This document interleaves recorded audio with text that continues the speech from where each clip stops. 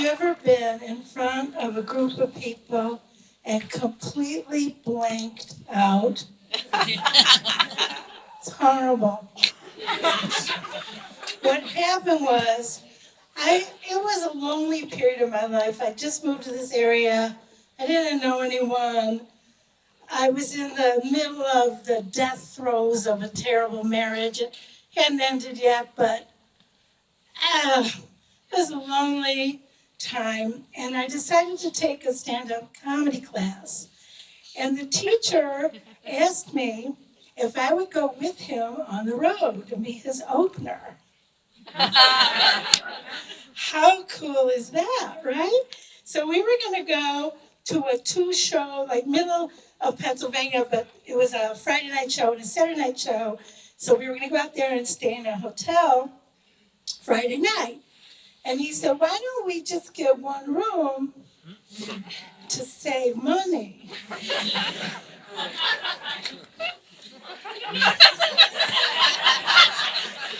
I like saving money. And he was this just bright, funny, single, age-appropriate. So he picks me up at work, and we go, and Friday night we do a show, and it's fun. And then we go back to the hotel, and it turned out we were sharing a room to save money. He had no romantic interest in me whatsoever. So I couldn't sleep. Can you imagine? Like you're in a room with, I couldn't sleep. I couldn't sleep a wink that night. And in the morning, we get ready. And you know how when you don't get enough sleep, you can't remember the words for things? Your brain, you're like, I want some of that.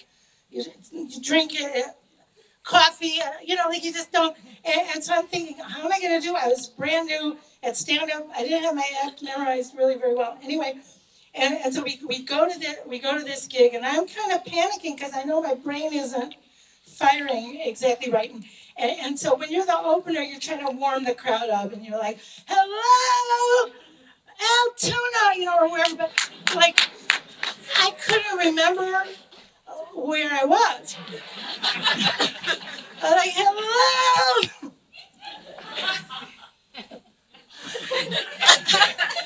Anyway, and so I thought, I'm not going to remember any of my jokes. And if they weren't as strict as first person, you could bring notes with you. And so I'm like, I'll just read my jokes. And so I have the paper in front of me. I was taking a hip-hop dance class, but at my age, I can just drop it like it's room temperature. You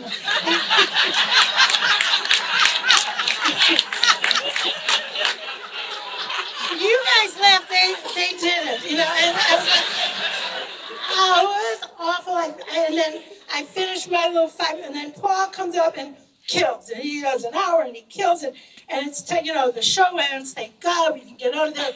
Well, he didn't want to get out of there. There was a DJ and cute nurses, and he wanted to, be there and dance, and people kept coming up to us, and they'd look at him and they go, oh my God, you were great! And hi. It was just humiliating, and finally it's 2 a.m, and I'm like, we're leaving, and we have a 4-hour drive. It would have been 3 hours on the toll road, but back roads to save money. And I start crying. I mean, and I don't mean a dainty little tear. I mean I'm blubbering like Brett Kavanaugh at a confirmation hearing.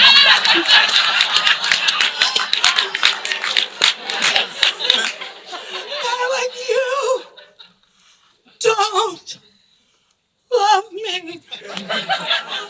And he goes, what are you talking about? Of course I love you.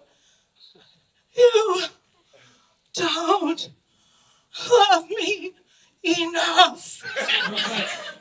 And there's 4 hours, and I wish I weren't crying, but I can't stop, and I know I'm like blowing it. Like, I thought I was gonna avoid all the open mic crap and like immediately, and like he obviously never, and I finally we get where my car was, and it's 4 a.m. or 6 a.m, and he drops me off, and I'm walking to my car, and my phone rings. And it's Paul. And he says, I miss you. And that is how, although we were never lovers, that's why 17 years later, he is still my best friend.